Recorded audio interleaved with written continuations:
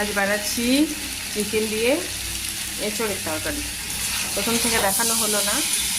প্রথমে আমি কড়াই তেল, গরম মশলা, তেজপাতা দিয়ে তারপর পেঁয়াজ কুচি দিয়ে চিকেনটা দিয়েছি। চিকেনটা ভাজা ভাজা হলে পেঁয়াজ, রসুন, আদা সমস্ত মশলা দিয়েছি এবং এঁচোড়টা আলুটা একসাথে আগে ভেজে নিয়েছিলাম আলাদা করে।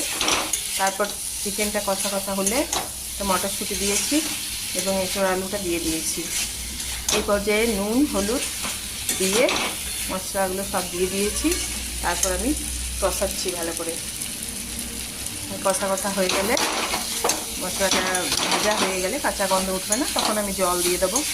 এবার মাখো মাখো হলে একটু ঘি ছড়িয়ে নামিয়ে দেবো। ব্যাস, আজ তৈরি গরম গরম এঁচোড়, চিকেন দিয়ে এঁচোড়। তারপর আজকে রান্না করবো আমি মোরল মাছের বাটি চচ্চড়ি। ওকে, থ্যাংক ইউ।